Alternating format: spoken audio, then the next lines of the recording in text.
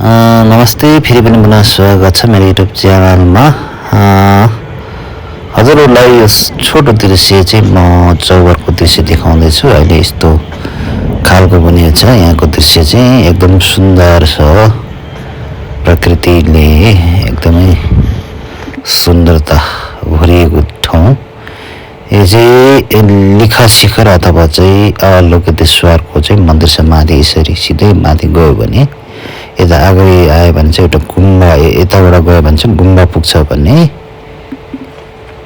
यता सिधै उता गयो भने यो लिखा शिखरको मन्दिरमा पुग्नु सक्नुहुन्छ। यस्तो छ। बाहिरीपट्टिको भागमा चाहिँ यस्तो चैत्यहरू देख्न सकिन्छ। बुद्धको मूर्तिहरू खोपिएको छ। यहाँ एकदमै सुन्दर छ।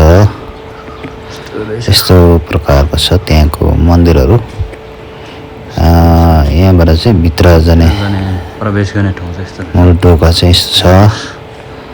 मन्दिरको बाहिरी भागमा यसो देख्न सक्नुहुन्छ तपाईँहरूले।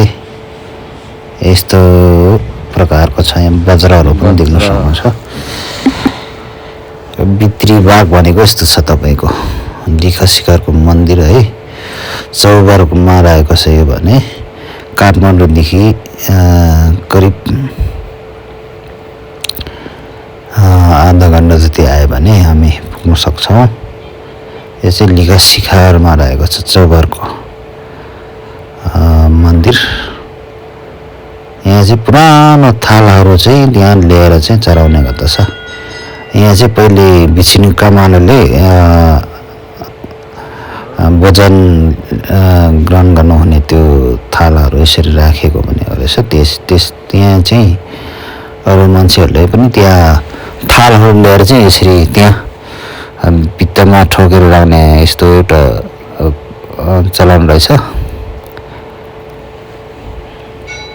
यहाँ चाहिँ यस्तो प्रकारको चाहिँ मन्दिर छ। भित्री भागमा चाहिँ यस्तो खालको मन्दिर छ। तपाईँहरू नै आउन सक्नुहुन्छ। एकदमै सुन्दर छ। यस्तो प्रकारको छ। यहाँ चाहिँ चन्दा बक्स। यो भित्री भागमा चाहिँ लोकेश्वरको मूर्तिहरू देख्न सकिन्छ। यो भित्र भागमा भित्री भागमा चाहिँ यस्तो छ है।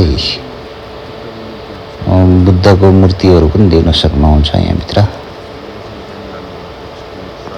जनकमला वजनलाई हुन्छ।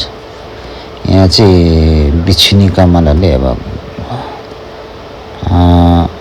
वजन ग्रहण गर्ने ठाउँ जस्तो बनिएको छ। यस्तो छ। तपाईँहरू आउनु होला। कस्तो लाग्यो भिडियो? एकदमै राम्रो छ। आउनु होला।